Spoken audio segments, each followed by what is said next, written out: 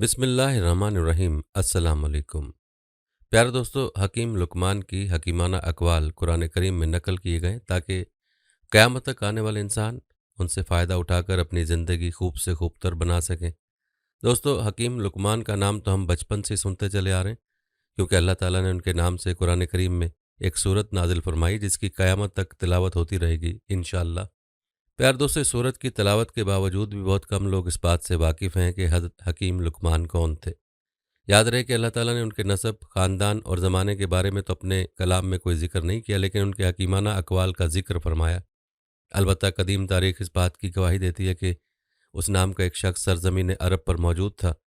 البتہ ان کی شخصیت اور نسب کے بارے میں اختلاف پایا جاتا ہے۔ ایک روایت کے مطابق وہ حضرت ایوب علیہ السلام کے بھانجے یا خالہ زاد بھائی، جبکہ دوسری روایت سے ان کا حضرت داؤد علیہ السلام کا ہم اثر ہونا معلوم ہوتا ہے، اور اکثر مورخین کی رائے ہے کہ حکیم لقمان رحمۃ اللہ علیہ افریق النصر تھے اور عرب میں ان کی آمد بحیثیت غلام ہوئی تھی۔ پیارے دوستو، لقمان حکیم رحمۃ اللہ علیہ کے بارے میں جمہور علماء کا اتفاق ہے کہ حکیم لقمان نبی نہیں تھے اور نہ ان پر وحی نازل ہوئی، کیونکہ قرآن و حدیث میں کسی بھی جگہ کوئی ایسا اشارہ موجود نہیں جو حکیم لقمان کے نبی یا رسول ہونے پر دلالت کرتا ہو۔ اگرچہ اللہ تعالیٰ نے حکیم لقمان کو نبوت عطا نہیں کی، مگر حکمت و دانائی سے وافر حصہ دیا۔ روایت میں آتا ہے کہ آپ صورت و شکل کے اعتبار سے اچھے نہیں تھے، جیسا کہ مشہور تابعی حضرت سعید بن مسیب رحمۃ اللہ علیہ نے ایک حبشی سے کہا تھا کہ تو اس بات سے دلگیر نہ ہو کہ تو کالا حبشی ہے، اس لیے کہ حبشیوں میں 3 آدمی دنیا کے بہترین انسان ہوئے، حضرت بلال حبشی رضی اللہ تعالیٰ عنہ، حضرت عمر فاروق رضی اللہ تعالیٰ عنہ کے غلام مہجے، اور حکیم لقمان رحمۃ اللہ علیہ۔ اس روایت سے معلوم ہوتا ہے کہ حکیم لقمان حبشی تھے۔ پیار دوستو، حکیم لقمان کے حالات زندگی اور زمانے میں اختلاف کے باوجود پوری دنیا ان کو ایک مشہور شخصیت تسلیم کرتی ہے۔ جاہلیت کے متعدد شعراء نے بھی ان کا تذکرہ کیا ہے۔ البتہ ان کی حکمت و دانائی کی سب سے بڑی دلیل یہ ہے کہ اللہ تعالیٰ نے سورہ لقمان میں حضرت حکیم لقمان رحمۃ اللہ علیہ کی ان قیمتی نصیحتوں کا ذکر فرمایا جنہوں نے اپنے بیٹے کو مخاطب کر کے بیان فرمائی تھیں۔ یاد رہے کہ یہ حکیمانہ اقوال اللہ تعالیٰ نے اس لیے قرآن کریم میں نقل کیے ہیں تاکہ قیامت تک آنے والے انسان ان سے فائدہ اٹھا کر اپنی زندگی کو خوب سے خوب تر بنا سکیں اور ایک اچھا معاشرہ وجود میں آ سکے۔ آج کی اس ویڈیو میں ہم حضرت حکیم لقمان رحمۃ اللہ علیہ کی ان نصیحتوں کا تفصیلاً تذکرہ کریں گے جن کا ذکر قرآن پاک میں ہوا ہے، اور حضرت لقمان نے اپنے بیٹے کو مخاطب کر کے یہ نصیحتیں فرمائی ہیں۔ یاد رہے کہ یہ نصیحتیں اصل میں حضرت لقمان کے بیٹے کے لیے نہیں بلکہ ہر دور کے نوجوانوں کے لیے اور ہر دور کے انسانوں کے لیے۔ پیارے دوستو، یہاں نوجوانوں کا خاص طور پر ذکر اس لیے کیا گیا کیونکہ نوجوان ایک معاشرے کا اثاثہ ہوتے ہیں، اور جوانی اللہ کی طرف سے ایک بیش قیمت نعمت ہے جس کی قدر کرنا اور صحیح رخ پر ڈالنا بہت ضروری ہے۔ اس لیے ہر نوجوان اس ویڈیو کو لازمی دیکھے اور باقی نوجوانوں تک اس ویڈیو کو پہنچانے کی نیت سے ویڈیو کو شیئر بھی ضرور کرے۔ دوستو، دنیا کی تاریخ بتاتی ہے کہ دین حق کی دعوت میں نوجوانوں کا بڑا کردار رہا ہے۔ قرآن مجید میں اصحاب کہف کا تذکرہ موجود ہے جن کے دلوں نے ایمان کی دولت پاتے ہی ہر طرح کے ناز و نوم کو چھوڑ کر صحرا و بیاباں اور پہاڑوں کا رخ کیا۔ حکومت وقت کی سازشوں سے بچنے اور اپنے ایمان کی دولت کو محفوظ کرنے کے لیے ہجرت کا راستہ اختیار کیا، تو اللہ تعالیٰ نے قرآن مجید میں ان نوجوانوں کی ان الفاظ میں تعریف بیان فرمائی۔ ہم آپ پر ان کا قصہ برحق بیان کرتے ہیں کہ چند نوجوان اپنے رب پر ایمان لائے تھے اور ہم نے انہیں ہدایت میں ترقی دی تھی۔ یاد رہے کہ نوجوانی میں کسی کام کو کرنے کا جذبہ، ولولہ، کسی معاملے کو عروج تک پہنچانے کی جرت اور کسی حادثے سے مقابلے کرنے کی عظیم قوت پائی جاتی ہے۔ علم النفس کے ماہرین کا کہنا ہے کہ نوجوانی کا یہ عرصہ اس قدر نازک ہوتا ہے کہ اسے جو راہ مل جائے وہ اسے اپنا لیتا ہے۔ قرآن مجید کی ایک لمبی چوڑی سورت سورہ یوسف ایک صالح نوجوان کی عصمت و عفت اور ہمت و جرت کی مثال قائم کرتی ہے جس نے پاکیزگی و عفت کا دامن ہاتھ سے نہیں چھوڑا اور پاک دامنی کا راستہ اختیار کیا۔ نوجوانی کے سنہرے دور کی قدر و قیمت نبی کریم صلی اللہ علیہ وسلم کے اس فرمان سے واضح ہو جاتی ہے۔ عبداللہ بن عباس رضی اللہ تعالیٰ عنہ سے مروی ہے کہ رسول اللہ صلی اللہ علیہ وسلم نے فرمایا، 5 چیزوں سے پہلے 5 چیزوں کو غنیمت شمار کرو: اپنی جوانی کو اپنے بڑھاپے سے پہلے، اپنی صحت کو اپنی بیماری سے پہلے، اپنی مالداری کو اپنی تنگ دستی سے پہلے، اپنی فراغت کو اپنی مشغولیت سے پہلے، اور اپنی زندگی کو اپنی موت سے پہلے۔ پیارے دوستو، اسی لیے بے حسی اور غفلت میں گرے آج کے نوجوانوں کو گمراہی کی دلدل سے نکلنا بہت ضروری ہے۔ اللہ تعالیٰ نے ہدایت کی کتاب قرآن مجید میں صراط مستقیم پر چلنے کی راہ دکھائی ہے، اور سورہ لقمان کی صورت میں اللہ تعالیٰ نے حضرت لقمان کی ان نصیحتوں کو نقل کیا جو انہوں نے اپنے بیٹے کو کی تھیں۔ پیارے دوستو، پہلے بھی ذکر ہو چکا کہ یہ نصیحتیں دراصل حضرت لقمان نے اپنے بیٹے کو کی ہیں، لیکن قرآن میں اس لیے بیان ہوئی ہیں کہ اصل میں پوری انسانیت کے لیے ہیں، اور خاص طور پر نوجوانوں کو ان نصیحتوں سے سبق حاصل کرنے اور ان پر عمل پیرا ہونے کی ضرورت ہے۔ یاد رہے کہ حضرت لقمان نے اپنی نصیحتوں کا آغاز توحید سے کیا اور انہیں چند اخلاقی امور پر ختم کیا ہے۔ تو چلیے آپ کو قرآن و حدیث کی روشنی میں ان نصیحتوں کی تفصیل بتاتے ہیں۔ پیارے دوستو، حضرت لقمان کی اپنے بیٹے کو سب سے پہلی نصیحت توحید کے حوالے سے، جیسا کہ سورہ لقمان میں ارشاد ہے، اے میرے پیارے بیٹے، اللہ کے ساتھ کسی کو شریک نہ ٹھہرانا، بے شک شرک بڑا بھاری ظلم ہے۔ دوستو، یاد رہے کہ اسلام کی سب سے پہلی اور اہم ترین تعلیم توحید ہے۔ یہی چیز مسلم اور مشرک کے مابین تفریق قائم کرتی ہے۔ اس کا انکار کرنے والا مشرک بن جاتا ہے، جس کے لیے دنیا و آخرت میں ذلت و رسوائی ہے۔ اس لیے حضرت لقمان نے سب سے پہلے اپنے نوجوان بیٹے کو شرک سے روکا، کیونکہ شرک سے ایک خدا کی طرف بغاوت اور اس کی ہستی کا انکار لازم آتا ہے، اور دوسری طرف شرک کرنے والا خود اپنی پیشانی اپنے جیسے یا اپنے سے کمتر مخلوق کے سامنے جھکا کر ذلیل و خوار کرتا ہے۔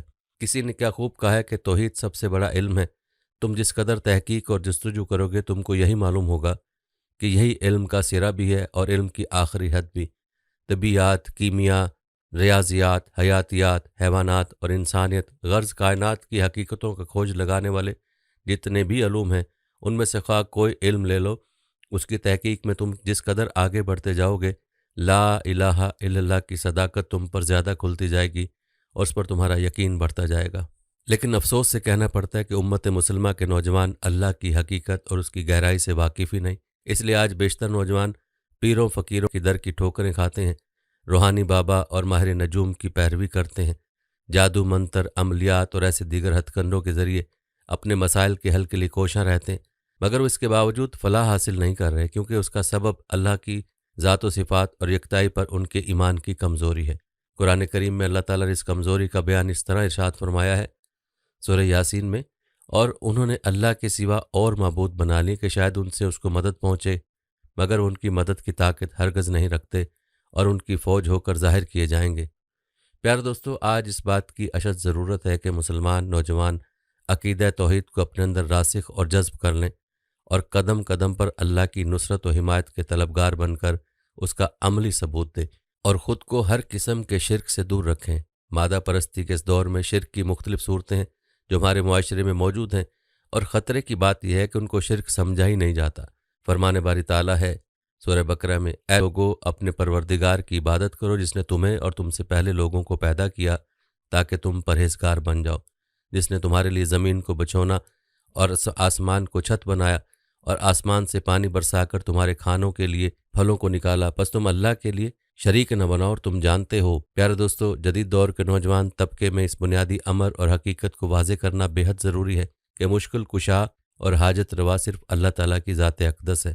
ذہنی کشمکش اور مصائب کا شکار یہ نوجوان طبقہ بلند و بالا اور عظیم ہستی کو چھوڑ کر اپنے جیسی مخلوقات سے فریاد کر کے نہ صرف شرک کا مرتکب ہوتا ہے بلکہ رحمت الہی سے بھی محروم ہو جاتا ہے۔ شرک کی سنگینی اس آیت سے واضح ہو جاتی ہے۔ سورہ نساء میں، یقیناً اللہ تعالیٰ اپنے ساتھ شریک کیے جانے کو نہیں بخشتا اور اس کے سوا جسے چاہے بخش دیتا ہے، اور جو اللہ کے ساتھ شریک مقرر کرے اس نے بہت بڑا گناہ اور بہتان باندھا۔ پیارے دوستو، معلوم ہوا کہ شرک ناقابل معافی گناہ ہے، اس لیے نوجوانوں کو شروع سے ہی شرک سے اجتناب کی تعلیم دینا بے حد ضروری ہے۔ یہاں پر ہم اپنی بہنوں کو بھی مخاطب کرتے چلیں کہ خواتین بھی عقیدے کے معاملے میں کمزور ہوتی ہیں اور سنی سنائی باتوں میں آ کر شرک کا ارتکاب کر بیٹھتی ہیں، جعلی پیروں کے چکروں میں پڑ جاتی ہیں۔ خدا را اپنے آپ کو شرک سے بچائیں، کیونکہ اس کی معافی نہیں ہے، جیسا کہ مذکورہ قرآنی آیت میں آپ نے ملاحظہ کیا ہے۔ پیارے دوستو، یہ تھا تذکرہ حضرت لقمان کی اپنے بیٹے کو کی گئی پہلی نصیحت کا۔ دوستو، حضرت لقمان نے اپنے بیٹے کو دوسری نصیحت میں فرمایا، اے میرے پیارے بیٹے، اگر کوئی چیز رائی کے دانے کے برابر ہو، پھر وہ بھی خواہ کسی چٹان میں ہو یا آسمان میں ہو یا زمین میں ہو، اسے اللہ تعالیٰ ضرور لائے گا۔ اللہ تعالیٰ بڑا باریک بین اور خبیر ہے۔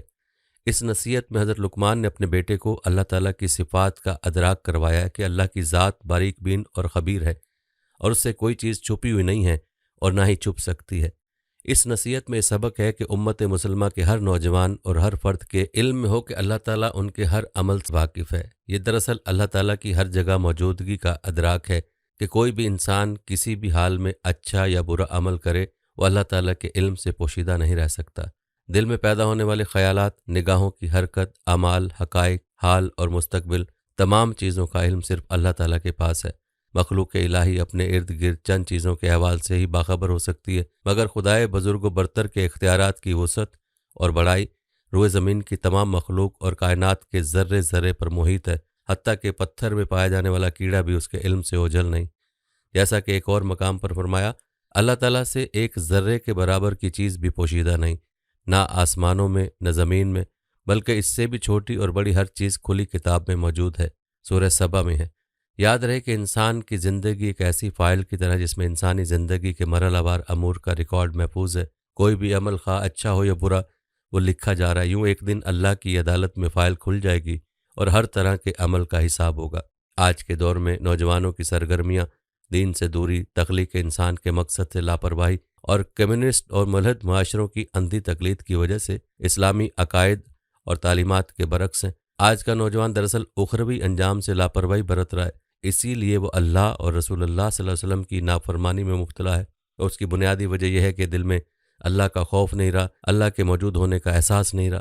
یاد رہے کہ دل میں اس خوف کی موجودگی کہ اللہ تعالیٰ ہمارے ہر عمل کو دیکھ رہا ہے، اللہ کی رضا کے حصول کی جانب کشش کو بڑھاتا ہے اور گناہوں سے بے رغبتی پیدا کرتا ہے۔ امت مسلمہ کے نوجوانوں کو یہ بات ذہن نشین کر لینی چاہیے کہ زندگی سے لے کر موت تک، تنہائی سے ہجوم تک اور زندگی کے تمام معاملات کا کامل علم اللہ تعالیٰ کو حاصل ہے۔ جیسا کہ قرآن مجید میں ارشاد باری تعالیٰ ہے، ہم نے ہر ایک چیز کو لکھ کر شمار کر رکھا ہے۔ پیارے دوستو، مغربی دنیا کے زیر اثر حالات نے جس قدر تیزی سے کروٹ بدلی، اس سے نوجوانوں کی ظاہر و باطنی بری طرح متاثر ہوئے اور یوں ان کی ذہنی، تعلیمی، فکری اور اصلاحی کارکردگی مفلوج ہو کر رہ گئی ہے۔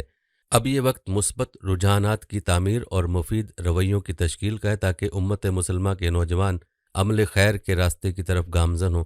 جب انسان نیکی یا بدی کے لیے سفر کرتا اور ایک جگہ سے دوسری جگہ جاتا ہے تو قدموں کے نشانات بھی لکھے جاتے ہیں۔ جیسا کہ عہد رسالت میں مسجد نبوی کے قریب کچھ جگہ خالی تھی تو بنو سلمہ نے ادھر منتقل ہونے کا ارادہ کیا۔ جب نبی صلی اللہ علیہ وسلم کے علم یہ بات آئی تو آپ نے انہیں مسجد کے قریب منتقل ہونے سے روک دیا اور فرمایا، تمہارے گھر اگرچہ دور ہیں وہیں رہو، جتنے قدم تم چل کر آتے ہو وہ لکھے جاتے ہیں۔ اور سورہ یاسین میں اس کو اس طرح سے بیان فرمایا، بے شک ہم مردوں کو زندہ کریں گے اور ہم لکھتے جاتے ہیں وہ اعمال بھی جن کو لوگ آگے بھیجتے ہیں، ان کے وہ اعمال بھی جن کو پیچھے چھوڑ جاتے ہیں، اور ہم نے ہر چیز کو ایک واضح کتاب میں ضبط کر رکھا ہے۔ پیارے دوستو، اب یہ انسان پر منحصر ہے کہ وہ اپنے اعمالوں کے دفاتر میں کیا درج کر رہا ہے۔ کل کو ذرہ برابر نیکی بھی اور ذرہ برابر برائی بھی انسان کے سامنے آ جائے گی، اور اس کی خبر اللہ کو ابھی سے ہے۔ آج کا نوجوان اور ہر فرد اگر اس نصیحت پر غور کر لے اور اپنے دل و دماغ میں اس نصیحت کو بٹھا لے کہ اللہ کی ذات دیکھ رہی ہے اور خبر رکھنے والی ہے، اور کل کو میرا ہر عمل اللہ کے سامنے پیش ہوگا، تو پھر اس کے گناہوں سے دور رہنا آسان ہو جائے گا۔ لیکن افسوس کہ آج ہمارا جو حال ہے وہ ہمارے سامنے کہ ہم ایسی بے باکی سے گناہ کرتے ہیں جیسے اس کی خبر اللہ کو ہے ہی نہیں۔ پیارے دوستو، اگلی نصیحت حضرت لقمان کے اپنے بیٹے کو نماز کے بارے میں، جیسا کہ ارشاد ہے، اے میرے پیارے بیٹے نماز قائم کرو۔ پیارے دوستو، نماز ایک نوجوان اور ایک انسان کی زندگی کو صحیح رخ پر ڈالنے کے لیے بنیادی کردار ادا کرتی ہے۔ اس لیے اس کو بچپن سے ہی نماز کا خوگر بنانا چاہیے، کیونکہ نماز بندے کے اسلام اور کفر کے درمیان فرق کرنے والی چیز ہے۔ یہی وجہ ہے کہ حضرت لقمان نے اپنے پیارے بیٹے کو اقامت صلاۃ کی تلقین کی۔ دوستو، یاد رہے کہ توحید کے اقرار کے بعد عبادت کا درجہ آتا ہے۔ نماز دین اسلام کا دوسرا رکن ہے، اور قرآن کریم میں متعدد مقامات پر نماز قائم کرنے کا حکم دیا گیا ہے۔ نماز نہ صرف فرائض کا حصہ ہے بلکہ موجودہ حالات میں بھٹکے ہوئے نوجوانوں کے مسائل، تناؤ، ڈپریشن، شدت پسندی، غم و غصہ اور اشتعال انگیزی سے نجات کا حل بھی ہے، کیونکہ اس میں سکون ہے جس کی آج کی نوجوان نسل کو بہت زیادہ ضرورت ہے۔ اللہ تعالیٰ نے سکون کا ماخذ اپنی ذات کو قرار دیا، اس لیے فرمایا یعنی میری یاد کے لیے نماز قائم کرو۔ ایک اور مقام پر فرمایا اللہ کی یاد ہی اطمینان قلب کا باعث ہے۔ پیارے دوستو، نماز کے ایک معنی قریب ہونے کے ہیں، گویا نماز پنجگانہ ادا کرنے والا اللہ سے قریب ہوتا ہے۔ ایک حدیث سیدنا ابو ہریرہ سے مروی ہے کہ آپ صلی اللہ علیہ وسلم نے فرمایا اللہ تعالیٰ 7 قسم کے لوگوں کو قیامت کے دن اپنے سائے میں جگہ دے گا۔ ان میں سے ایک وہ نوجوان ہے جس نے اللہ تعالیٰ کی عبادت میں پرورش پائی ہو۔ دوستو یاد رہے کہ نوجوانی کی قیمتی دور میں وقت سے بڑی کوئی دولت نہیں۔ نوجوانی کی نماز قربت الہی کا ذریعہ اور وقت کی پابندی پیدا کرتی ہے۔ جدید دور کی اکثریت نماز جیسی اہم عبادت اور فرض سے کنارہ کش ہے، اسی لیے ان کی زندگی منظم نہیں۔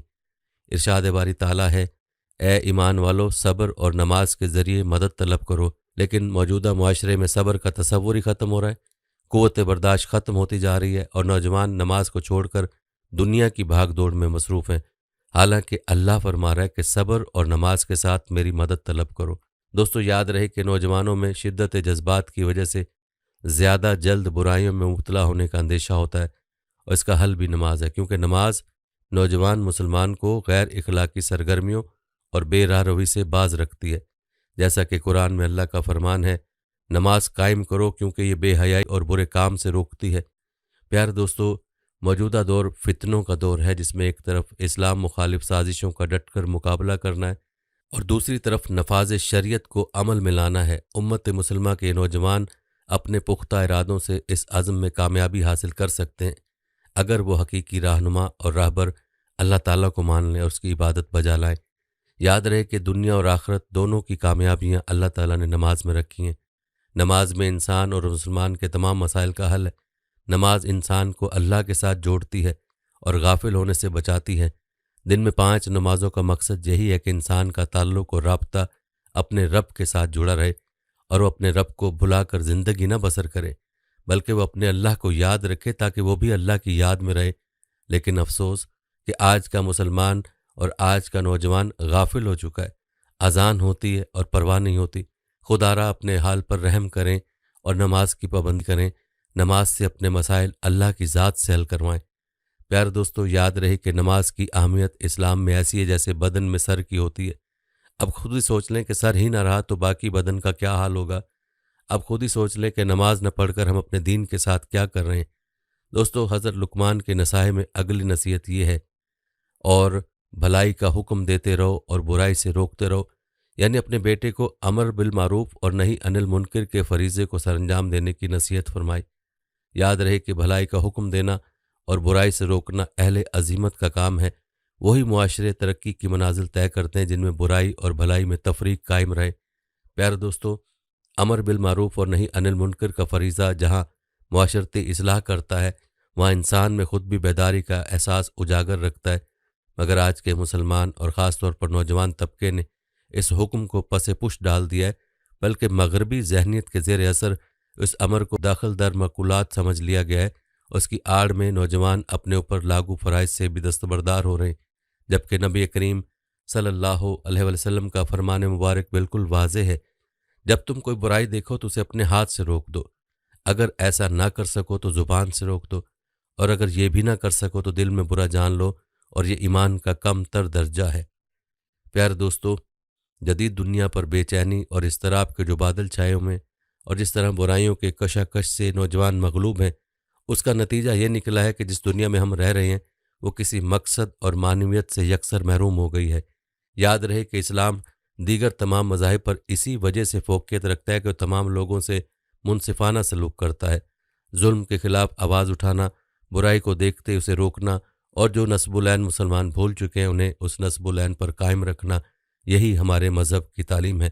افسوس ہے کہ ہم اپنے سامنے کئی طرح کے گناہ ہوتے ہوئے دیکھتے ہیں، اللہ تعالیٰ کی کئی طرح کی نافرمانیاں ہمارے سامنے ہو رہی ہوتی ہیں، لیکن کوئی بھی ان کو روکنے کی زحمت نہیں کرتا۔ اپنے ارد گرد دیکھیں، اپنے گھروں میں دیکھیں تو معلوم ہوگا کہ حقیقت یہی ہے کہ کوئی بھلائی کا حکم نہیں دیتا اور برائی سے نہیں روکتا۔ ایک حدیث میں آپ صلی اللہ علیہ وسلم کا ارشاد ہے، قسم ہے اس ذات کی جس کے ہاتھ میں میری جان ہے، تم ضرور نیکی کا حکم کرو اور ضرور برائی سے روکو، ورنہ قریب ہے کہ اللہ تعالیٰ تم پر اپنی طرف سے کوئی عذاب بھیج دے، اور پھر تم اس سے دعائیں کرو گے لیکن وہ قبول نہیں کی جائیں گی۔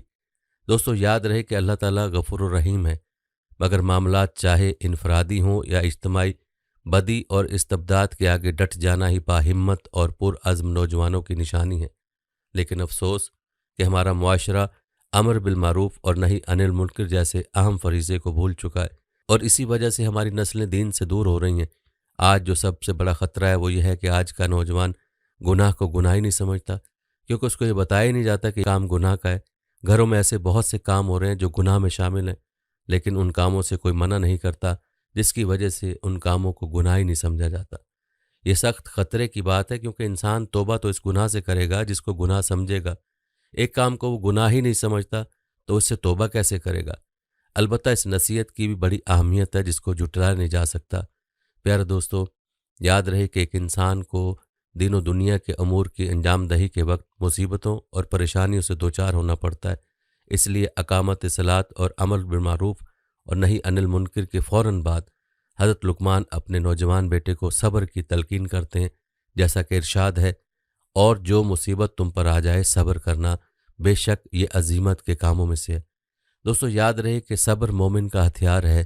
نوجوانی کی دہلیز کو چھوتے ہی ایک نوجوان کو اپنی زندگی کے ان گنت مسائل اور مشکلات کا سامنا کرنا پڑتا ہے۔ دراصل صبر آزمائش کی ایک کڑی ہے۔ کبھی اللہ تعالیٰ انسان کو آزمانے کے لیے اور کبھی راہ راست پر لانے کے لیے اسے امتحان میں مبتلا کرتا ہے۔ وہ وقت انسان کے صبر کا ہوتا ہے۔ صبر انسان کے لیے ہر حال میں امید کا چراغ ہے، جیسا کہ قرآن مجید کی سورہ بقرہ میں اللہ تعالیٰ کا فرمان ہے، تم مدد مانگو صبر اور نماز کے ساتھ۔ دوستو، یاد رہے کہ ثابت قدمی اور صبر بذات خود بہت بڑی مدد ہے، اور اللہ سے رجوع کرنے پر اللہ کی مدد اس معاملے میں شامل حال ہو جاتی ہے۔ اس طرح انسان تباہی سے بچ جاتا ہے۔ نوجوان شدت جذبات کا نام ہے، اور جذبات سے مغلوب یہ نوجوان اکثر بے صبری کا مظاہرہ زیادہ کرتے ہیں۔ شرعی حدود سے تجاوز، پیسہ کمانے کے شارٹ کٹ راستے، فراڈ، ڈکیتیاں اور تعلیمی میدان میں ناجائز ذرائع کا استعمال، یہ در حقیقت بے صبری کی ایک عملی قسم ہے۔ امت مسلمہ کو پارا پارا کرنے میں ایک بڑی وجہ عدم برداشت ہے۔ نفرت، عداوت، انتقام، لالچ، حسد جیسی برائیوں نے ان نوجوانوں کو بگاڑ رکھا ہے کہ وہ صبر جیسی عزیمت کو بد دلی اور کم ہمتی گردانتے ہیں، حالانکہ صبر بہادری ہے۔ اس لیے صبر کی تلقین کے ساتھ حضرت لقمان نے اپنے بیٹے سے یہ بھی فرمایا کہ یہ بڑے اونچے کاموں میں سے ہے۔ ایک دوسرے مقام پر اللہ تعالیٰ کا فرمان ہے، اور جو صبر کرے اور قصور معاف کر دے تو یہ ہمت کے کاموں میں سے ہے۔ پیارے دوستو، اسلام کا ایک ایک کارنامہ نبی کریم صلی اللہ علیہ وآلہ وسلم کے صبر و استقلال اور عزم و استقامت کا شاہکار ہے، جس کی نظیر کہیں نہیں ملتی۔ مکی دور کے 13 سال کی آزمائش سے لے کر تمام غزوات آپ صلی اللہ علیہ وسلم کے صبر کے عملی ثبوت ہیں، یہاں تک کہ اسلام کا نفاذ ہو جاتا ہے۔ دوستو، آج بھی صبر جیسی صفت کو اپنا کر نوجوانان دین اپنی مشکلات پر قابو پا سکتے ہیں۔ انفرادی معاملات کے علاوہ ایک نوجوان جب دین کا راستہ اختیار کرتا ہے تو ایسے بہت سے مصائب کا سامنا کرنا پڑتا ہے۔ کہیں تو سیکولر معاشرہ اور کہیں موجودہ مسلمانوں کا متضاد رویہ اسے فرائض کی ادائیگی سے روکتا ہے۔ چنانچہ مسلم نوجوان کو صبر و استقلال اور استقامت میں اس عظیم نوجوان صحابی کی مثال کو سامنے رکھنا چاہیے جو حبشی اور غلام تھے۔ یہ صحابی حضرت بلال تھے، جو امیہ بن خلف کے غلام تھے۔ امیہ ان کی گردن میں رسی ڈال کر لڑکوں کو دے دیتا اور وہ انہیں مکے کے پہاڑوں میں گھماتے پھرتے تھے، یہاں تک کہ گردن پر رسی کا نشان پڑ جاتا۔ خود امیہ انہیں باندھ کر ڈنڈے مارتا تھا اور چلچلاتی دھوپ میں جبراً بٹھائے رکھتا تھا۔ کھانا پینا بھی بند کر دیتا تھا، بلکہ بھوکا پیاسا رکھتا تھا، اور اس سے بھی بڑھ کر ظلم یہ کرتا کہ جب دوپہر کو گرمی شباب پر ہوتی تو مکہ کے پتھریلے کنکروں پر لٹا کر سینے پر بھاری پتھر رکھوا دیتا، پھر کہتا، خدا کی قسم تو اس طرح پڑا رہے گا یہاں تک کہ مر جائے یا محمد صلی اللہ علیہ وسلم کے ساتھ کفر کرے۔ پیارے دوستو، حضرت بلال اس حالت میں بھی فرماتے، آہت آہت۔ یہ سختیاں اور مظالم ان کے صبر و استقلال میں ذرہ برابر بھی لغزش نہ پیدا کر سکے، بلکہ ان کے عزائم مزید پختہ ہو گئے۔ اللہ تعالیٰ بھی یہی جذبہ پسند کرتا ہے اور صبر کرنے والوں کو بے حد نوازتا ہے، جیسا کہ ارشاد خداوندی ہے، اور صبر کیے رہو کہ اللہ تعالیٰ نیک کاروں کو اجر ضائع نہیں کرتا۔ اسی طرح ایک اور مقام پر فرمایا، صبر کرنے والے کو بغیر حساب بدلہ دیا جائے گا۔ پیارے دوستو، ہر مسلمان اور ہر نوجوان کا شیوا ہونا چاہیے کہ انہیں کسی بھی طرح کی مشکل یا مصیبت پیش آئے تو وہ ضبط نفس، ثابت قدمی اور صبر سے کام لیں، اور اپنے اللہ پر بھروسہ رکھیں اور اپنے اللہ سے مانگیں۔ اللہ تعالیٰ ضرور راہیں کھول دے گا۔ پیارے دوستو، حضرت لقمان کی اپنے بیٹے کو جو اگلی نصیحت ہے وہ بھی بہت اہم ہے۔ یہ نصیحت ہے کہ کبر و غرور سے اجتناب کے حوالے سے۔ سورہ لقمان میں ارشاد ہے، اور لوگوں کے سامنے اپنی گال نہ پھلا اور زمین پر اترا کر نہ چل، کسی تکبر کرنے والے اور شیخی بگاڑنے والے کو اللہ پسند نہیں فرماتا۔ دوستو یاد رہے کہ انسان جب غرور کا لبادہ اوڑھ لے تو تکبر سے اس کی گردن اکڑ جاتی ہے، اس کی چال میں بناوٹ پیدا ہو جاتی ہے اور نتیجہ یہ نکلتا ہے کہ وہ ترش رویہ اختیار کر لیتا ہے۔ یہ عموماً ہمارے نوجوانوں میں زیادہ ہے اور معاشرے میں پہلے طبقاتی نظام نے اس کو مزید ہوا دی ہے۔ یوں امیر اور غریب، سرمایہ دار اور مزدور میں ایک طویل خلیج حائل ہو گئی ہے۔ اس کا براہ راست اثر نئی نسل پر ہو رہا ہے۔ عیاشیوں کے نام پر لٹائی جانے والی دولت، فیشن، نمائش اور خاص طور پر اپنی کمیونٹی میں شہرت اور چرچا کروانے میں نوجوان اپنا وقت برباد کرتے ہیں۔ اس کشمکش کے سبب نوجوان عاجزانہ رویوں کو چھوڑ کر تکبر جیسی اخلاقی برائیوں میں مبتلا ہیں۔ زندگی سے متعلق بنیادی نصیحتوں کے بعد حضرت لقمان نے اپنے فرزند کو غرور سے اجتناب برتنے کی تلقین کی۔ نیز یہ بھی فرمایا کہ اللہ تعالیٰ ایسے شخص کو پسند نہیں فرماتا۔ قرآن مجید میں اللہ کا فرمان ہے، بے شک وہ یعنی اللہ تعالیٰ تکبر کرنے والے کو پسند نہیں فرماتا۔ پیارے دوستو، عارضی آسائشوں کو ذاتی جگیر تسلیم کر کے آج کا نوجوان اپنے بے جا تکبر کے سبب اللہ تعالیٰ سے دور ہوتا جا رہا ہے اور یوں اپنی زندگی کے مقاصد سے بے پرواہ ہے۔ حضرت لقمان کی اس اخلاقی نصیحت کے دور جدید کے مسلمانوں کو بے حد ضرورت ہے۔ نوجوانوں میں محبت، اتحاد، اخوت کی کمی کی بنیادی وجہ یہ اخلاقی خامی ہے۔ نبی کریم صلی اللہ علیہ وسلم نے ایک بار فرمایا، جنت میں وہ شخص نہیں جائے گا جس کے دل میں ذرا سا بھی کبر ہو۔ اس پر ایک شخص نے عرض کیا، یا رسول اللہ، کیا ہر شخص یہ پسند نہیں کرتا کہ اس کا لباس اور جوتے اچھے ہوں؟ تو رسول صلی اللہ علیہ وسلم نے فرمایا، اللہ تعالیٰ جمیل ہے اور جمال کو پسند کرتا ہے۔ کبر و تکبر تو حق سے سرکشی اور لوگوں کی تحقیر یعنی لوگوں کو ذلیل سمجھنا ہے۔ پیار دوستو، معلوم ہوا کہ اچھا لباس اور اچھا جوتا پہننا منع نہیں ہے، بلکہ اس لیے پہننا منع ہے کہ کسی دوسرے کو چھوٹا ثابت کرے، یہ منع ہے۔ کسی کی تحقیر اور تذلیل کرنا منع ہے اور یہ تکبر میں شامل ہے، جس سے بچنا چاہیے۔ یاد رہے کہ اسلام تمام مسلمانوں کو برابری کا درس دیتا ہے، جبکہ تکبر کے نتیجے میں امتیاز کے درجے قائم ہوتے ہیں۔ اللہ کے عاجز بندے نرم رویہ اختیار کرتے ہیں، وہ شائستہ اور مؤدب انداز اپناتے ہیں۔ اس لیے اللہ تعالیٰ نے ایسے لوگوں کی تعریف میں قرآن مجید میں ارشاد فرمایا ہے، اللہ کے بندے زمین پر وقار اور سکونت کے ساتھ چلتے ہیں۔ ہر مسلمان کو اور ہر نوجوان کو چاہیے کہ خود اپنا محاسبہ کرے، اور اگر اس کو اپنے اندر سے تکبر اور غرور کی بو محسوس ہو تو اس کو چاہیے کہ اپنی اس خامی کو دور کرے، کہیں اس کی خامی اس کو اللہ سے دور نہ کر دے۔ یاد رہے کہ تکبر صرف اللہ کی ذات کو زیب دیتا ہے۔ اگر تکبر اور غرور کوئی اچھی صفت ہوتی تو ہمارے پیارے نبی صلی اللہ علیہ وسلم تکبر فرماتے کہ ان کو اللہ تعالیٰ نے مقام و مرتبہ بھی عطا فرمایا تھا، لیکن آپ صلی اللہ علیہ وسلم نے عاجزی کو پسند فرمایا۔ اس لیے مسلمان کے لیے بھی ضروری ہے کہ عاجزی کے ساتھ زندگی بسر کرے۔ چلیے اب آپ کو حضرت لقمان کی اگلی نصیحت بتاتے ہیں۔ پیارے دوستو، یاد رہے کہ مال و دولت، جاہ و منصب اور طاقت کی وجہ سے بعض دفعہ انسان کو کبر و غرور کا روگ لگ جاتا ہے، جس کا اظہار اس کی چال اور آواز کے بدل جانے کی صورت میں نکلتا ہے۔ حضرت لقمان نے اپنی آخری نصیحت میں چال اور آواز میں میانہ روی کی تلقین فرمائی، جیسا کہ سورہ لقمان میں ارشاد ہے، اور اپنی رفتار میں میانہ روی اختیار کر اور اپنی آواز پست کر، یقیناً آوازوں میں سب سے بدتر آواز گدھے کی آواز ہے۔ پیارے دوستو، رفتار اور آواز کے آداب سے مرصع ہونے کے بعد ہی انسان بے ادبی اور بد اخلاقی کی لعنت سے دور رہ سکتا ہے، کیونکہ یہ سب حیوانی صفات ہیں جو انسان کو انسانیت سے گرا دیتی ہیں۔ بدقسمتی سے اخلاقی برائی بھی نوجوانوں میں کثرت سے پائی جاتی ہے۔ ہمارے نوجوان عجلت کا شکار ہیں، اپنی وضاقتہ چال ڈھال میں کافروں کی روش اختیار کیے ہوئے، جس کے باعث نہ تو اخلاقی صفات سے مزین ہیں اور نہ منظم دکھائی دیتے ہیں۔ اس لیے نہ صرف نوجوانوں کو اپنی رفتار میں اعتدال برتنا چاہیے، بلکہ آواز میں بے اخلاقی کا مظاہرہ نہیں کرنا ہے۔ وہی قوم یا گروہ منظم مانا جاتا ہے جو اعلیٰ اخلاقی اقدار کے حامل ہوں۔ یاد رہے کہ انسان اپنی صفات ہی کی وجہ سے اشرف المخلوقات کے درجے پر فائز ہے۔ اس لیے بے ادب اور بے ربط آواز بہتر ہوتی تو گدھوں کی آواز سب سے بہتر ہے۔ جبکہ حدیث میں حضرت ابو ہریرہ سے روایت ہے کہ نبی صلی اللہ علیہ وسلم نے فرمایا، جب تم مرغ کی بانگ سنو تو اللہ سے اس کا فضل مانگا کرو، کیونکہ وہ فرشتے کو دیکھ کر یہ آواز نکالتا ہے، اور جب گدھے کی آواز سنو تو شیطان سے پناہ مانگا کرو، کیونکہ وہ شیطان کو دیکھ رہا ہوتا ہے۔ اور دوستو، سوچنے کی بات ہے کہ حضرت لقمان نے انسان کی اونچی آواز کو گدھے کی آواز کے ساتھ تشبیہ دی ہے۔ معلوم ہوا کہ انسان کا اونچا بولنا شیطان کی وجہ سے ہے۔ انسان کو تو چاہیے کہ وہ اپنی آواز پست رکھے اور نرمی کے ساتھ گفتگو، اور یہی تعلیمات ہیں ہمارے مذہب کی، اور یہی ہمارے پیارے آقا صلی اللہ علیہ وسلم کی سنت ہے کہ نرمی کے ساتھ گفتگو کی جائے۔ پیارے دوستو، اس حوالے سے ذرا نبی کریم صلی اللہ علیہ وسلم کی سیرت ملاحظہ فرمائیں۔ حضرت انس رضی اللہ تعالیٰ عنہ نبی کریم صلی اللہ علیہ وسلم کے ساتھ 10 برس رہے۔ آپ رضی اللہ تعالیٰ فرماتے ہیں کہ ان 10 برسوں میں کبھی نبی کریم صلی اللہ علیہ وسلم نے مجھے نہیں ڈانٹا۔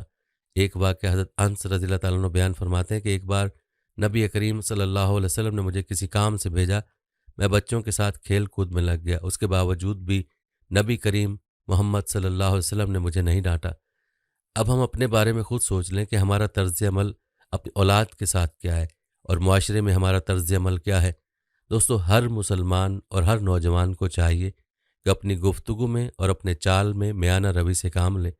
پیارے دوستو، یہ تھی وہ 7 نصیحتیں جو قرآن کریم نے حضرت لقمان کی زبانی بیان کی ہیں۔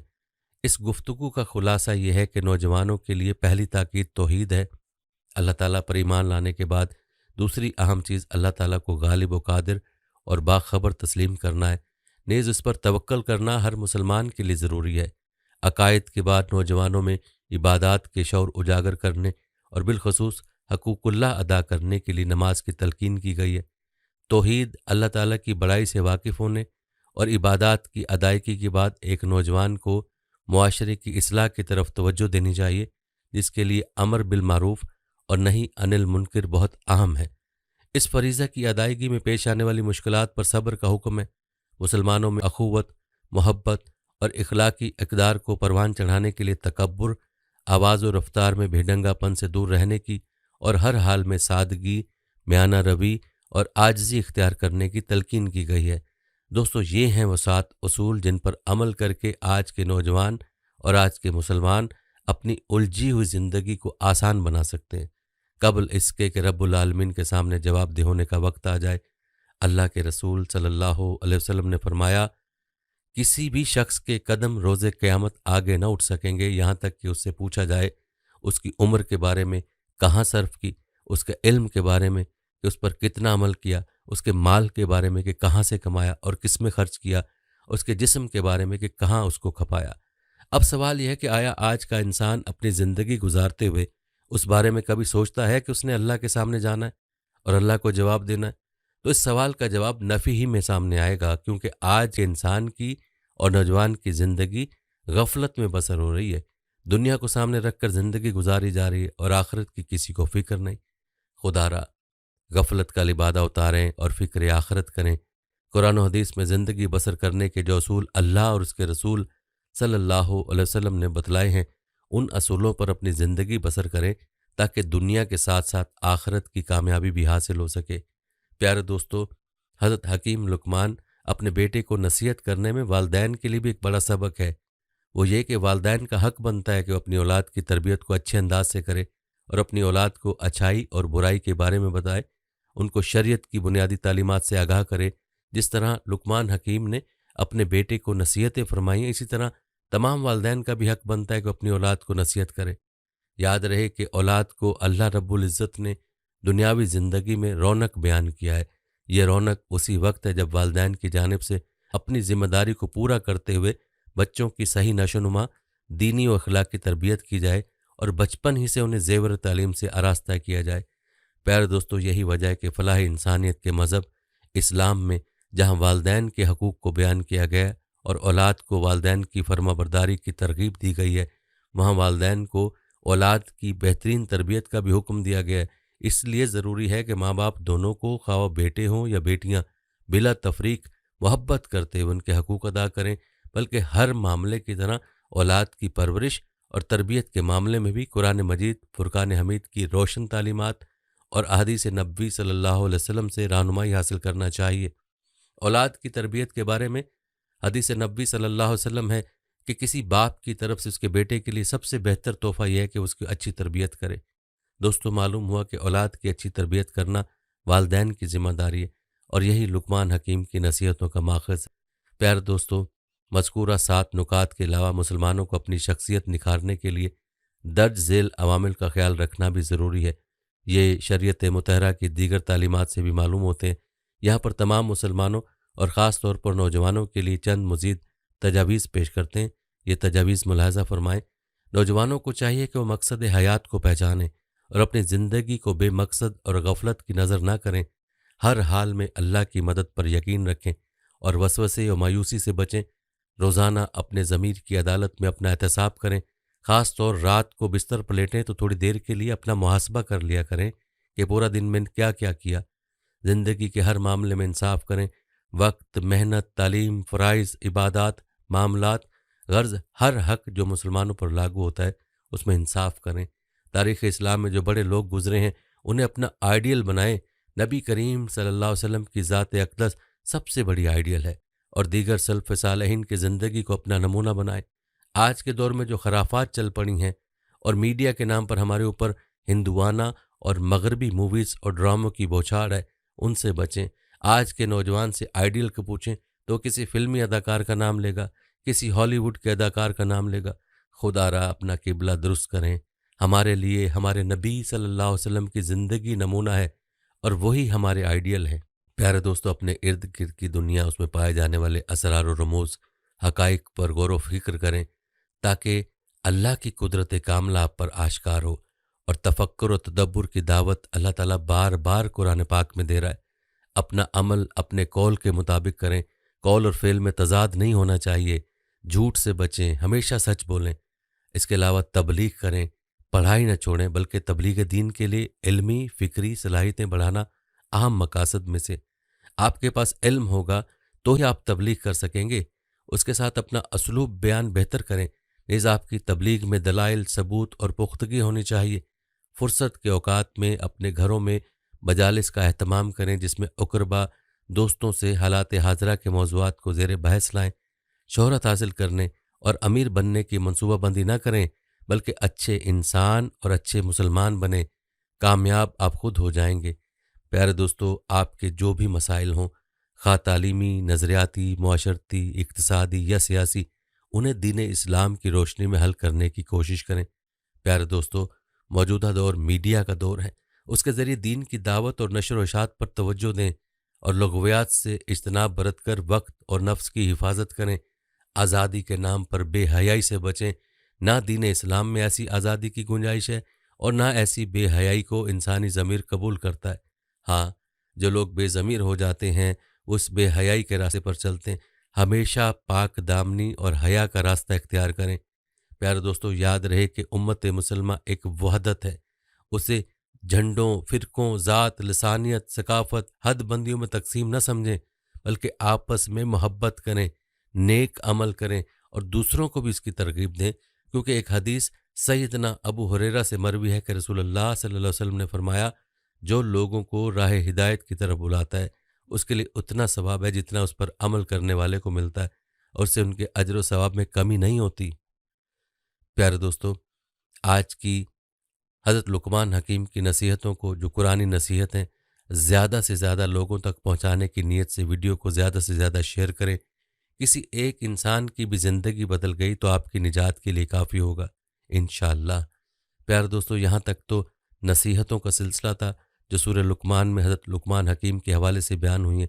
آئیے اب آپ کو سورہ لقمان کے بارے میں بتاتے ہیں کہ اس سورت کا شان نزول کیا ہے اور مختصراً آپ کو اس سورت کی تفسیر بھی بتاتے ہیں۔ یاد رہے کہ سورت کا نام لقمان ہے کیونکہ سورت کی ایک آیت میں لقمان کا ذکر ہے، اور اس سورت میں لقمان کی اپنے بیٹے کو نصیحتیں اور اس کا قصہ بیان کیا گیا ہے۔ جس آیت میں لقمان کا ذکر ہے وہ یہ ہے، اور بے شک ہم نے لقمان کو حکمت عطا کی تھی کہ تم اللہ کا شکر ادا کرو، اور جو شخص شکر ادا کرتا ہے تو وہ صرف اپنے نفس کے فائدے کے لیے شکر ادا کرتا ہے، اور جو ناشکری کرتا ہے تو بے شک اللہ بے نیاز ہے حمد کیا ہوا۔ پیارے دوستو، اس سورت کے نزول کا سبب یہ ہے کہ مشرکین قریش نے نبی صلی اللہ علیہ وسلم سے یہ سوال کیا تھا کہ ان کو لقمان اور اس کے بیٹے کے متعلق بتائیں، تو پھر اللہ تعالیٰ نے یہ سورت نازل کر دی۔ جہاں تک بات ہے سورہ لقمان کے زمانے نزول کی تو اس حوالے سے حافظ جلال الدین سیوطی لکھتے ہیں کہ النحاس نے اپنی تاریخ میں حضرت ابن عباس رضی اللہ عنہ سے روایت کیا کہ سورہ لقمان مکہ میں نازل ہوئی، ماہ سوا 3 آیتوں کے جو مدینے میں نازل ہوئیں، آیت نمبر 27، 28 اور 29۔ اس کے علاوہ امام ابن مردویہ اور امام بہقی نے دلائل النبوہ میں حضرت ابن عباس رضی اللہ تعالیٰ عنہ سے روایت کیا کہ سورہ لقمان مکہ میں نازل ہوئی ہے۔ اسی طرح حضرت برا رضی اللہ تعالیٰ عنہ بیان کرتے ہیں کہ ہم نبی صلی اللہ علیہ وسلم کے پیچھے ظہر کی نماز پڑھتے تھے اور الزاریات سے سورت کے بعد دوسری سورت سنتے تھے۔ ان روایت سے یہ معلوم ہوتا ہے کہ سورہ لقمان مکہ میں نازل ہے۔ البتہ جن 3 آیتوں کے متعلق یہ کہا گیا ہے کہ وہ مدینہ میں نازل ہوئی ہیں، ان کے مدینہ میں نازل ہونے کی روایت ضعیف ہیں۔ کہا جاتا ہے کہ سورہ عنکبوت اور سورہ لقمان دونوں کے نزول کا زمانہ تقریباً ایک ہے۔ جب نئے اسلام لانے والے نوجوانوں کو ان کے والدین اسلام کو چھوڑنے پر مجبور کرتے تھے، اس موقع پر ایسی آیات نازل ہوئیں کہ ماں باپ کی خدمت اور اطاعت ضروری ہے، لیکن شرک اور اللہ تعالیٰ کے احکام کی نافرمانی کرنے میں ان کی اطاعت نہیں کی جائے گی۔ آپ کو بتاتے چلیں کہ ترتیب مصحف کے اعتبار سے سورہ لقمان کا نمبر 31 ہے اور ترتیب نزول کے اعتبار سے اس کا نمبر 57 ہے۔ یہ سورت سورہ صفات کے بعد اور سورہ سبا سے پہلے نازل ہوئی ہے۔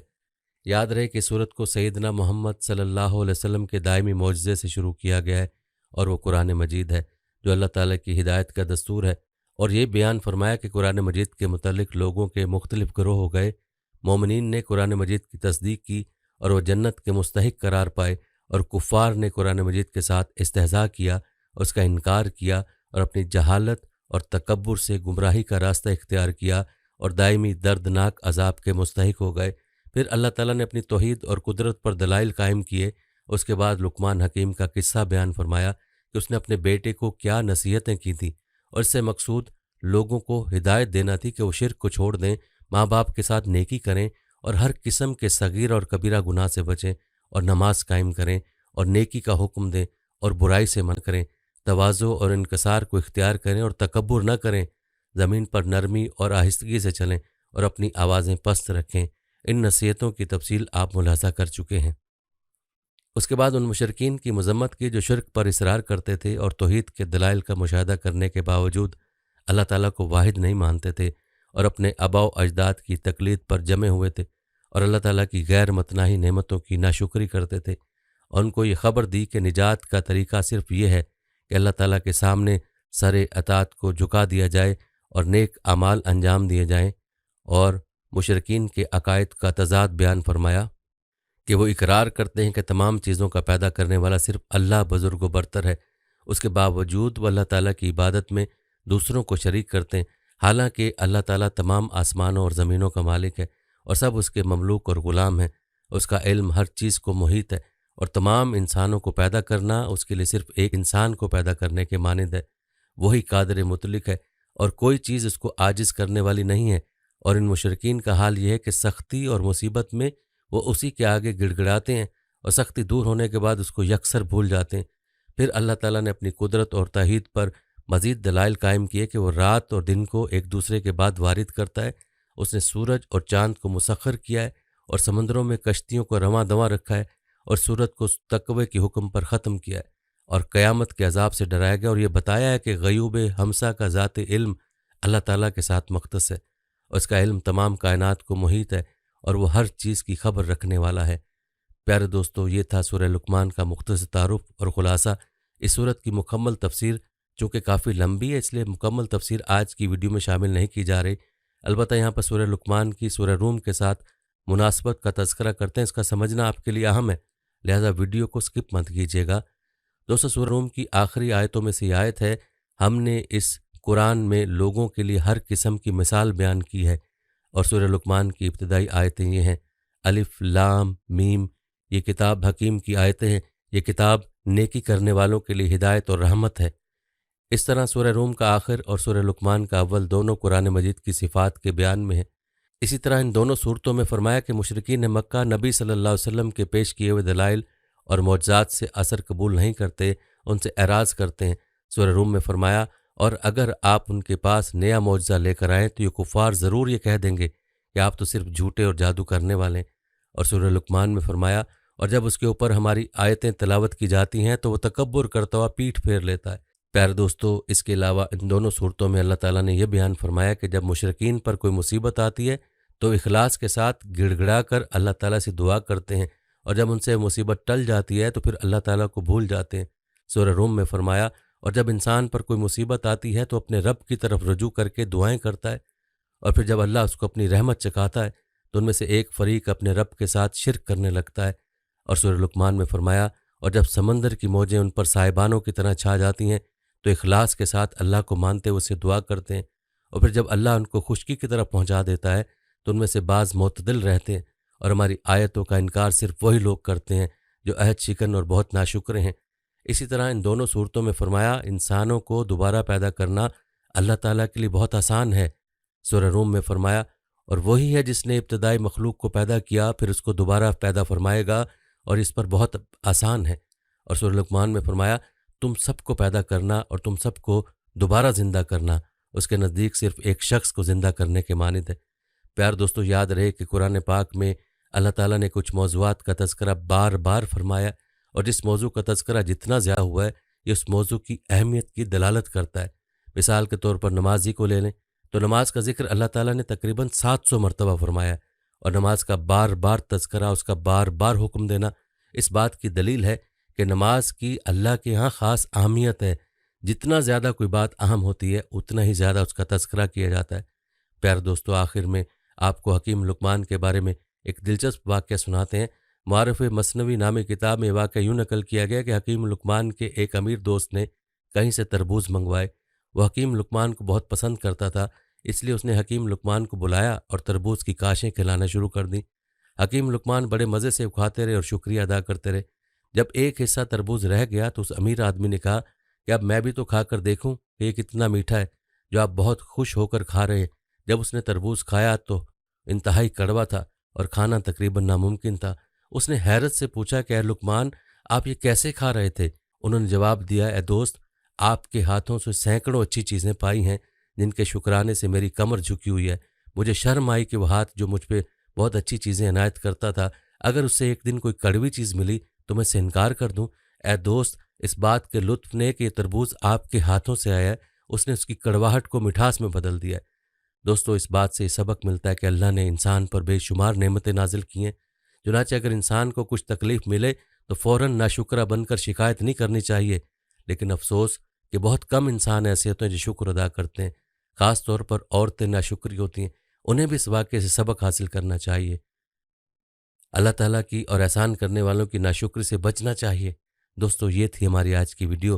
جانے سے پہلے ویڈیو کو شیئر لازمی کیجیے گا تاکہ یہ ویڈیو ہر نوجوان تک پہنچ جائے، اور اس ویڈیو میں نوجوانوں کے لیے جو پیغامات ہیں وہ ان پر عمل کرنے والے بن جائیں۔